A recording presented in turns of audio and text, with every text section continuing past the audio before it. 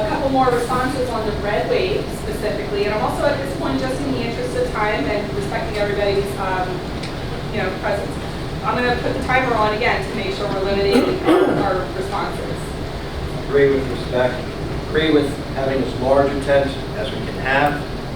But I also know that a red wave takes energy. And forever, all we've been hearing about is pull everybody in, pull all the ideas in, pull all the ideas in.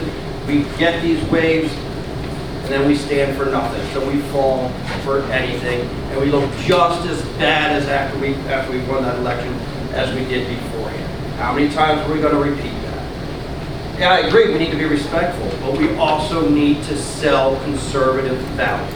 That doesn't mean just letting anybody in if you want to.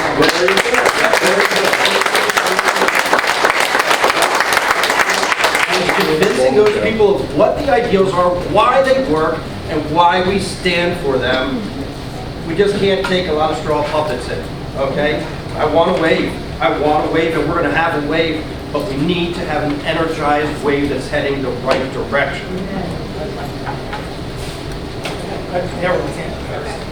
I think the question started out as, what are we going to do to help this red wave? And to me, it's simple. Talk about the issues. Get out in the public and you address the issues.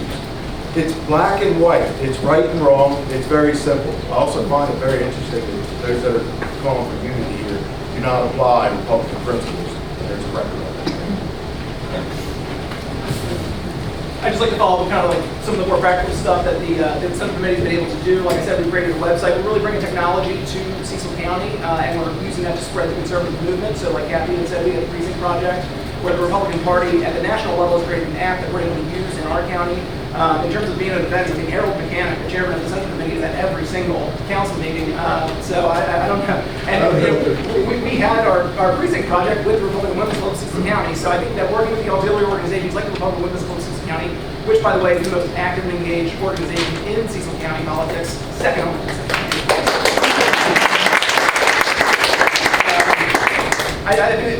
Getting out there, we have a booth at Sunfest, we have a booth at the fair, we sell tons of raffle tickets, we've had a record-breaking year in terms of the money we've raised.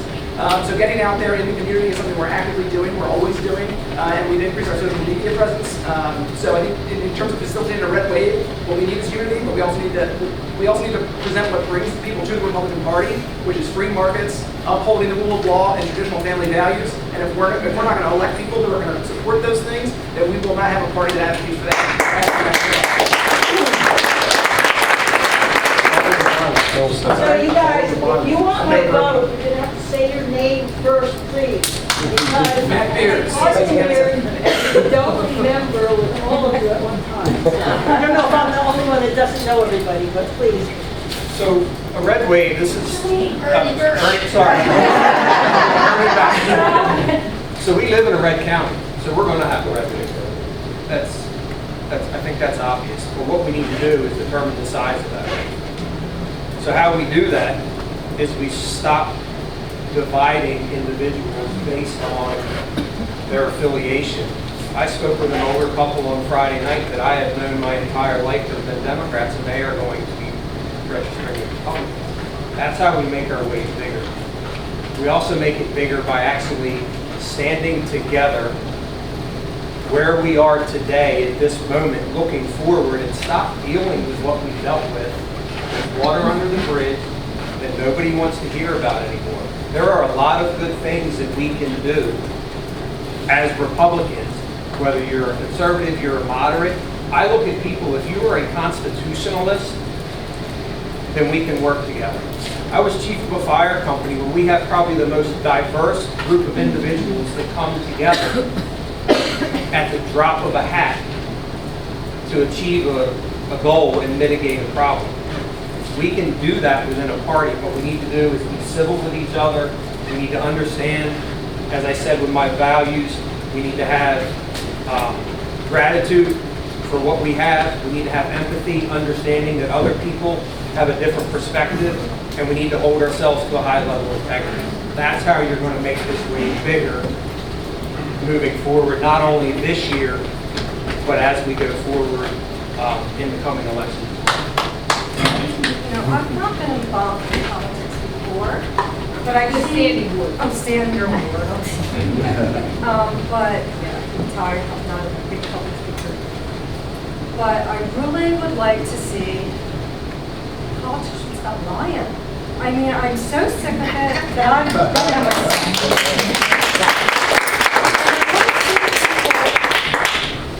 how the values that we grew up with, that the founding fathers had. I want to see politicians follow the Constitution. What we saw happen the last couple of years of COVID is not what we have grown up with, not what we expected to happen. We didn't expect to still be lockdowns. We didn't want to be forced to wear masks or get vaccinated. I lost my job because I would not get vaccinated. Okay, I am not going to just sit down and just take it. I'm done. I'm going to move us along from this question because I'm sure a lot of these things are going to keep coming up throughout the night. And I'm just going to realign everyone in this room. We're going to get back in our red wave vibration, so to speak, because I know we're all here for the same reason. We all want to see this red wave happening. And so I know every one of you here is on that same page. So just as a very quick kind of like realignment, and we're going to move on to another question after that, I'm going to ask you to give a very short sentence or 1, 2, or 3 words about what the values of a Republican are or should be. And we're going to just go down the line. I'm going to start on this side because we started over here before. Co-counts. Again, the values. Yeah, so very, very quick snippet. What are the values of a Republican? The values of a Republican are basically based on conservatism, and that is both ethically and social issues, but also fiscal issues as well. And that has certainly become more challenging in the environment that we are in today. And but I think that wraps it up. Yeah, thank you. Just all I'm looking for is like a very quick snippet. Even if you just want to say 1 word, 2 words, 3 words, you know, that's it. I guess the bullet point explanation of a conservative would be limited. Matt Beers, thank you. I'm going to be sorry for that orange. Thank you, sir. To get the quick down and dirty, the bullet point values would be limited government, upholding the rule of law, and traditional family values. I guess a quick little definition of conservatives to me is just a shared appreciation for the inherited wisdom of the past. I think that right now we need, well, I won't continue to go, but I think right now what we have is a lot of people who don't appreciate our founding documents, like Sandy was saying, and think that we can just tear down any more on the house, not knowing which ones are structural and which ones are decorative. But, so just an inherited wisdom of the past. 1, 2, 3 words or a sentence, whatever. Well, I'll tell you one thing, we're not communists. I'm Cindy Emmerich. And that's one of the things about Obama that really opened my eyes, that there were so many communists in the United States of America. I met Congressman Andy Harris back in 2010 when he was running for congressman at one of our forums where the different people running would come and speak. And in getting to know him, I ended up going to work for him for 8 years. But one of the things that made me love him more than anything, we were at a big fundraiser, and someone came up to him and said, "What do you think about that, Obama?" And in front of everybody, running for office, he fearlessly said, "He's a socialist. What do you think?"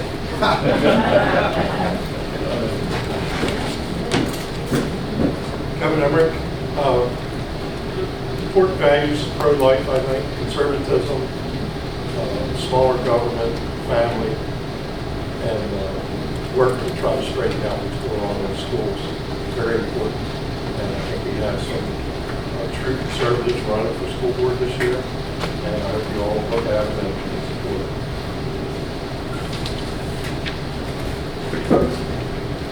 Stan Bensley. I'll make mine a little shorter this time. Won't ramble. But again, conservatism. Also follow the basic Constitution. And that realm and looking at that document and the way they've taken and just tore it apart, and they're trying to take the world socialists or the U.S. socialists. But yes, the big thing is, and that's what I look at, and that's my opinion, is we need to keep things conservative, small government, public safety, in that realm. People of Blake, one set of rules for everybody under the Constitution, limited federal government under the Constitution, equal opportunity for everybody. And I think one of the most important things right now is a recognition that the bosses are the moms and the dads in the family. This co-opting of the traditional family by every level of government and governmental institution is abhorrent to everything the founding fathers would have had. And that'll be one of the things that we need to focus on. Alan McCarthy, limited government, fairness of law, strong military, strong police department, rule of order, integrity, honesty at every stage of government. And I also basically strongly support kindness, empathy, and concern for our fellow citizens regardless of their political affiliation. Don Armour, faith, family, respect for everybody's personal rights. Ernie Beck, God, family, the Constitution, and making sure that everybody is in a position to enable themselves to reach whatever goal or dream or achievement that they have. It doesn't matter of race, color, religion, anything like that. We're all created equally. We need to treat everybody with respect, and again, gratitude, empathy, and integrity. Ron Lobos, as a conservative, I would say fiscal conservatism, honesty, doing what's best for the community without being misled by the fringe groups out there. Sandra Ward. I believe that the candidates need to know the Constitution and have read it, the Bill of Rights, and the Declaration of Independence. I don't think most of them have the idea with it. Because what I've seen in the last couple of years, they haven't followed. They haven't given us our rights, they've taken them away. Won't even open the doors to churches. So the candidate needs to stand for his principles and not be wishy-washy. Vincent Simmons, less government and free markets. Carl Buchanan. Several up here have mentioned this limited government concept, but none of them have mentioned limited government and lower taxes. And some of them up here need to really hang their heads about lower taxes. Thank you. Clay Stubbs, I mentioned that my family's been in this county for 350 years. Have the unique honor of leaving my front door, walking across the field into a little patch of woods, and there's my dad's grave. And next to my dad's grave were relatives that fought with George Washington to give us liberties and freedoms that we have. Growing up, it really didn't mean much to me, like whatever. And my dad was a historian, taught history at Elkton High School. He made his whole life about history. And he made a lot of his life about politics. I remember many a night, listening to him scream at the TV because all these Democrats are doing all this crazy stuff. And once he passed away, I got interested in it, started reading some of the stuff that he wrote down. Well, I know what I just told you. But learned about honor, liberty, freedom, and the sacrifices that generations that came before me did to preserve our nation and give us what we have. And it's up to us to make sure that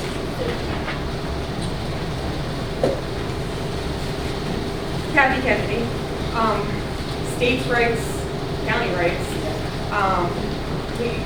limited government, federal government, the Constitution, the Declaration of Independence. I mean, they've lasted for over 200 years.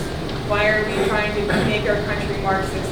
We need to take back our school districts and with strong candidates like Renee and pro-life.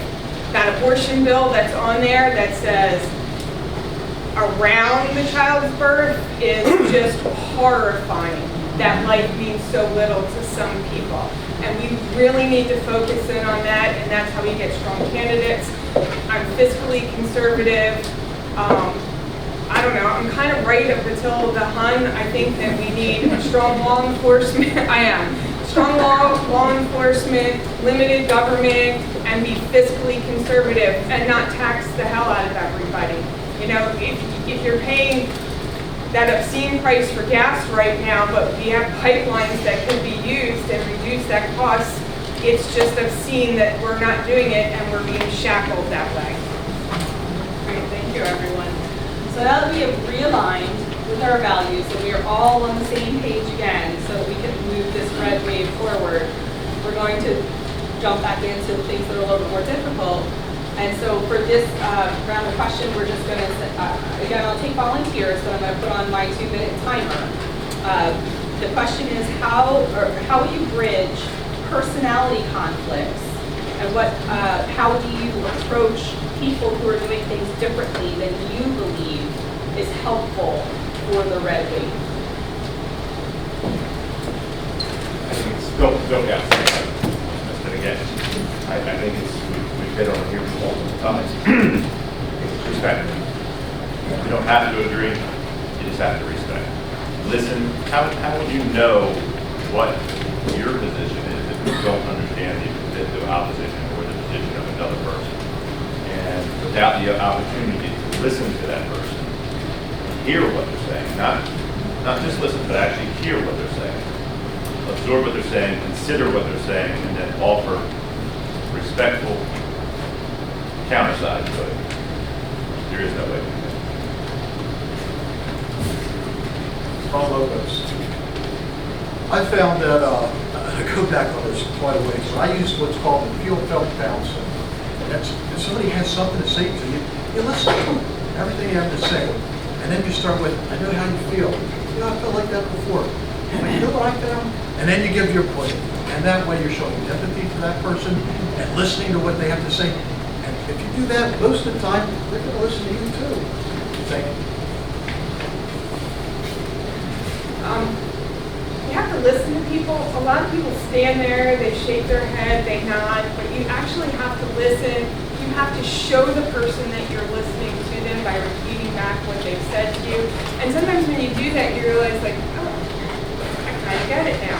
Or I can see where they're coming from. But you have to be open to all ideas and all people. You don't always agree with them, and you can't always get rid of who you don't like. But they're going to be there, so you have to learn to work with them. And that's a very important role. That was Captain Kennedy. Sorry, thank you. Hi, Vincent Simmons.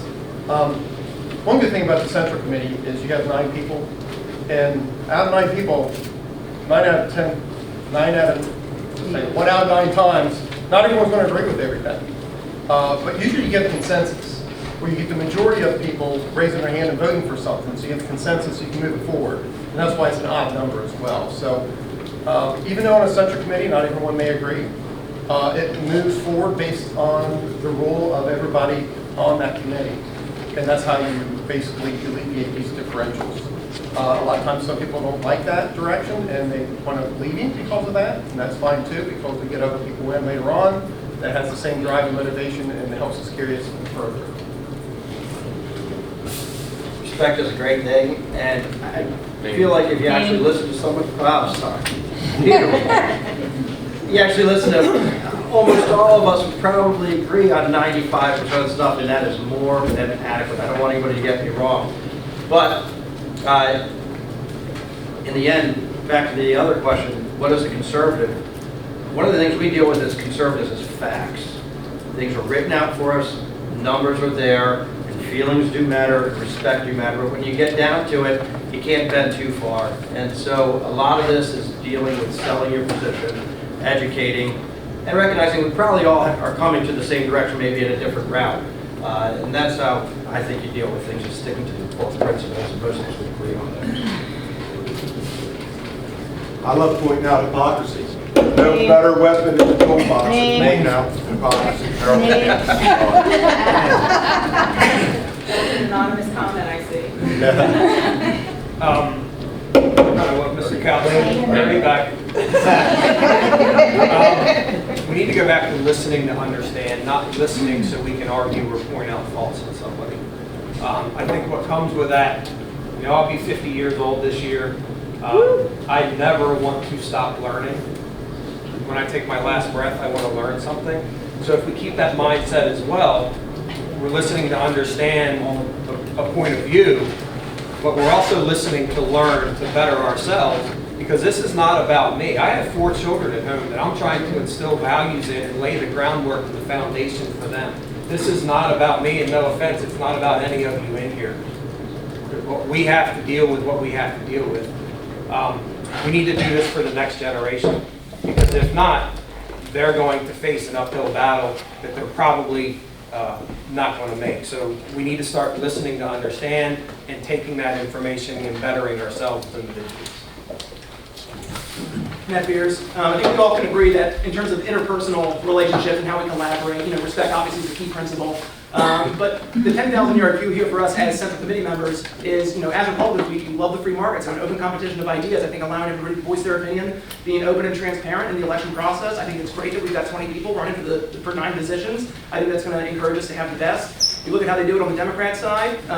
You can only vote for 4 men and 4 women. I mean, they bifurcate themselves just to do it for their ideology. I mean, we allow the free open market competition of ideas, so allowing everyone to speak and encouraging as many candidates possible. And then in terms of technicality on the committee, we have 9 members, we take votes. The committee has bylaws and procedures for how we do that kind of stuff. So just, I think it's important to keep in mind that taking a look at what people have said during their candidacy in this election and in past, and what that translates to what they did once they won that position is something to keep in mind when you select your work.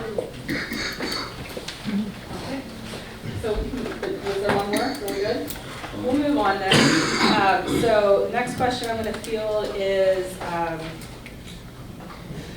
I'm trying to decide. So there's questions about independence, and then there have been comments about fresh blood in younger voters. So I guess we can determine if we need to parse this out. But in general, how would we sell conservative values to those independent voters, or to bring in the younger voters?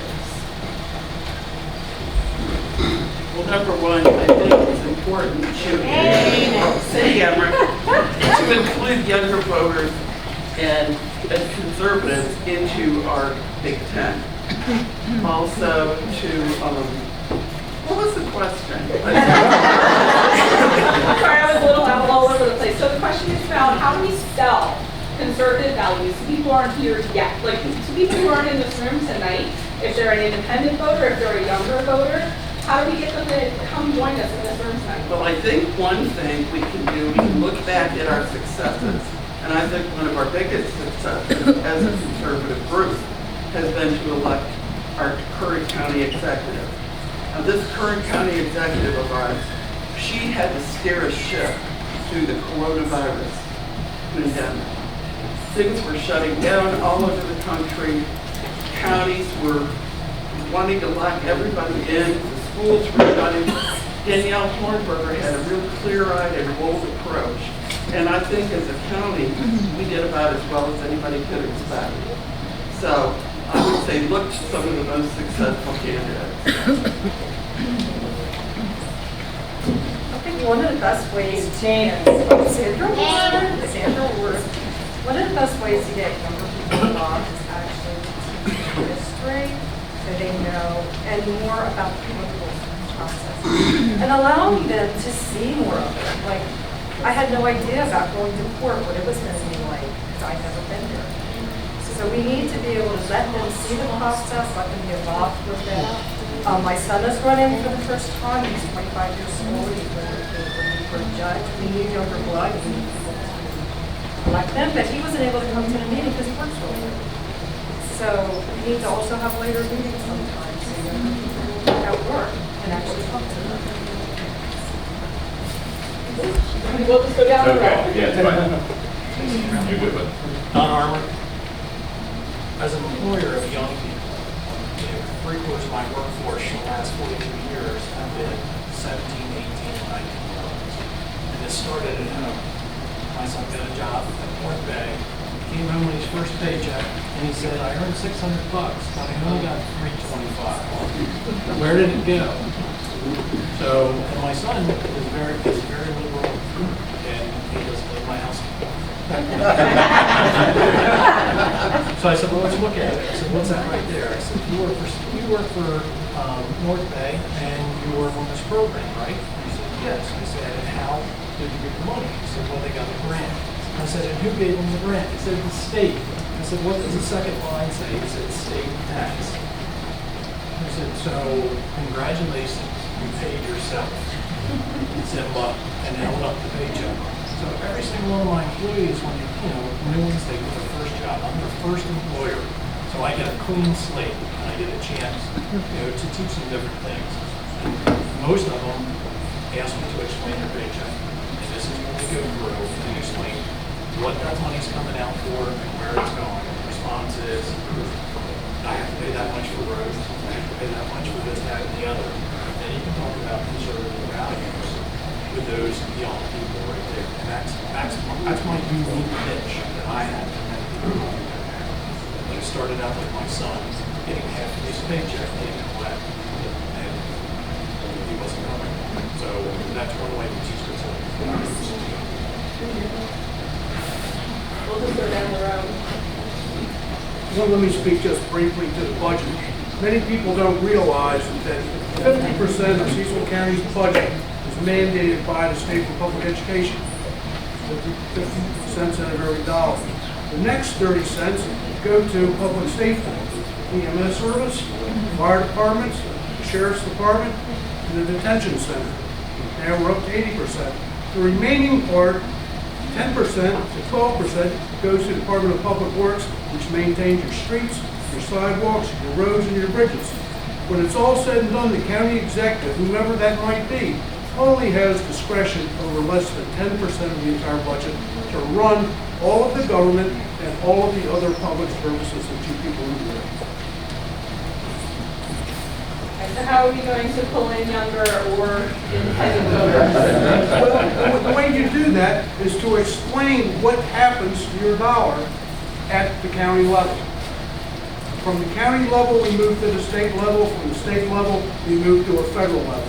We need to basically be responsible for each and everything that we do and realize whomever holds these office, you represent not only your Republican constituents, but other citizens of society, whether they vote or don't vote. And by doing this, I think that you can bring people forward. And you have to have integrity, you have to have transparency, and I believe you have to have honesty at every level. Open discussions is what's going to bring people to the Republican Party and keep them in the Republican Party. Dishonesty will only drive people away. So, Senator Clemens, it's spot on. I have a confession to make. Everybody appears pedigree falls to be a lifelong conservative. I was raised a liberal by my father till the age of making my first paycheck. When I started looking around at 16, I became a conservative real quick. And that is the window in which they're involved. I homeschooled my 3 kids and am in touch with a huge homeschool network. And the difference in education is we teach history, we teach the Constitution, and from there it's only a little tiny step to what makes sense, which is conservatism. And that's what we're missing with a large portion population. It has to start in the long run with showing what actually works. Are you happy with the way things are running? What would you do? You just ask the open-ended questions, and most people with a brain, they come around to conservative views. They understand that feelings and doing all these feel-good things in the end don't really work. You have to do the hard, factual things. You have to follow the Constitution. Pay the bills. So you're saying the pay stub is a conservative flashcard? Let me tell you, it took washing dishes at a couple of restaurants and watching people go to get the party platters at Wawa while I couldn't afford to pay rent. All right, your turn, sir. Yeah, Peters.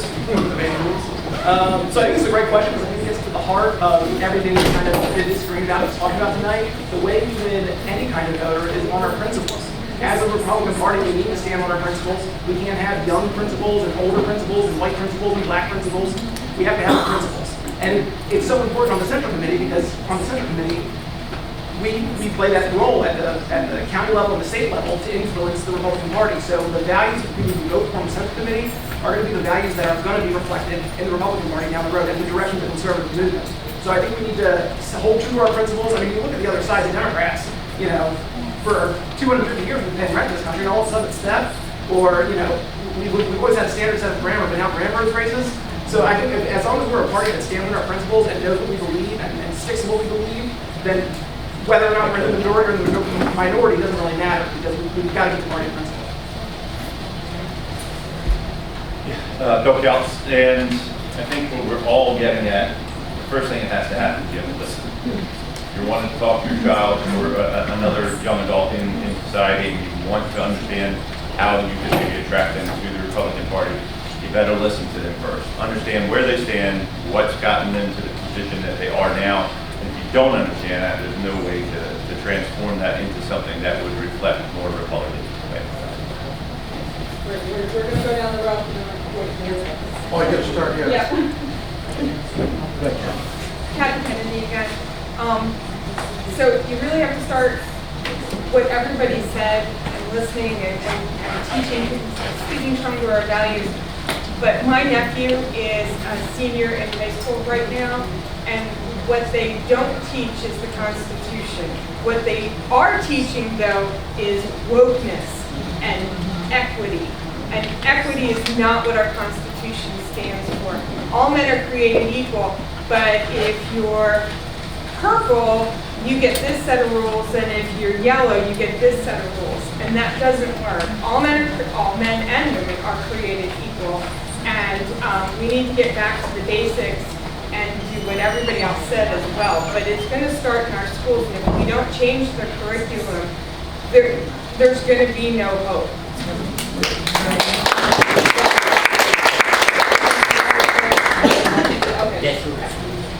Clay Stubbs, and yeah, just echoing what everybody else is saying here. It really does seem like, and with Kathy just reiterate what she just said, if we're going to win young people, we got to change the way things are being done in our schools. Yeah, I brought up history, and that's my background being here, and you know, kids really got to know that this is a great country.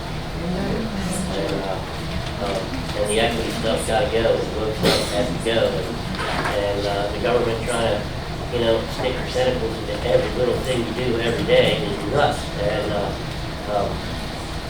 we have to push back, and you know, on the Central Committee, we'll continue to work to find people that have those shared values. Probably Ken. There's more bad news for Mr. Harmer's son. At the end of the day, when he does his taxes at the end of the year, there's a final line called piggyback tax.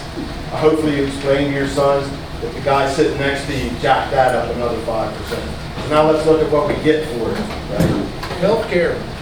Free health care. For you. For me? It's not free.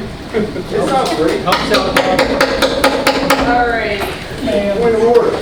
Fact is, you raised everybody's income tax. I would absolutely love This if is we had exactly a why this Republican committee doesn't function. It's funny that those are who are. Ladies and gentlemen, this is not a face-to-face. You want to have a face-to-face, schedule it. This is a forum being operated by the Republican women. We will follow that forum. Or as appointed, self-appointed sergeant at arms, I can get a couple bully boys to remove some folks. We're not removing anyone. But Because there are so many. I'm happy to threaten. There are so many people in this room, we have a limited amount of time, we're only able to do something like a meet with candidates, we're not able to do something like a debate. So we can't allow crosstalk tonight. But yeah, maybe there'll be a different forum for that in a different place, but that's not what we can do tonight. So we'll just move on down the line. Vincent Simmons.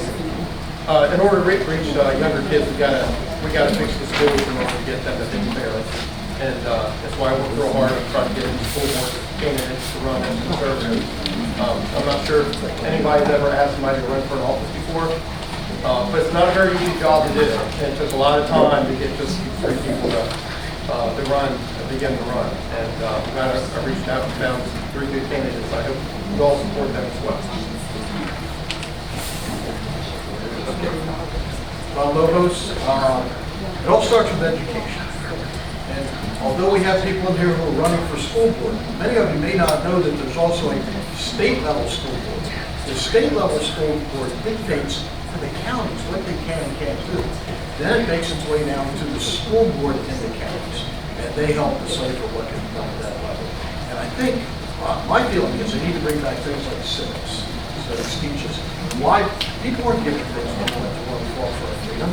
They actually paid for it with their lives. I don't know the entitlements of that. This is, and it teaches kids to work. You need to go out and work. I ran for school here 6 years ago, I guess it was. And it was a tough job, and it doesn't pay anything. That's the worst part.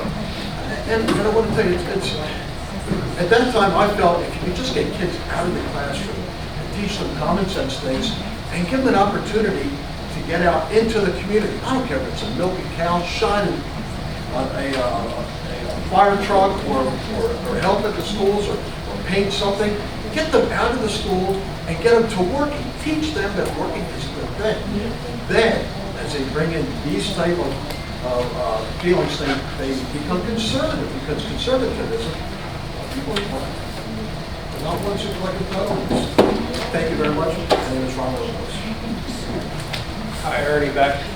It does start in the schools, but at the same time, what it takes is also understanding those that you are trying to bring on, understanding what their aspirations are and their goals are. And once you understand that, what you do then is you take and you match up the values and what comes with being inside the Republican Party, how that will help them excel and actually achieve what they're looking to achieve through the path of least resistance. I want to make sure everybody had their opportunity to speak on that question if they wanted to, because we ended up going down the road and I might have skipped people because it was a little haphazard. It looks like everybody's good. So we will move on to a question about transparency with the committee, and specifically, what is your position on open meetings? And if you would also, an option to address is, do you think the Republican Central Committee should have a building like the Democratic Central Committee? If so, how would you plan on bringing that to fruition? So, yeah, well, let's just, you know what I'm going to do? We're going to move down the line, and if you don't want to answer, that's okay. We can just like skip. You want me to streamline and break it down? Okay, so you know what? Here's how we'll break it down. Number one question is, and this is by show of hands, with no explanation until the next part of the question. By show of hands, do you think the Republican Central Committee should have a building like the Democratic Central Committee? If you think that there should be a Republican Central Committee building. For an office, is that what you're saying? The meeting room? I'm using the card, but yeah, a meeting room, I guess, yeah, for a gathering space. Then yes.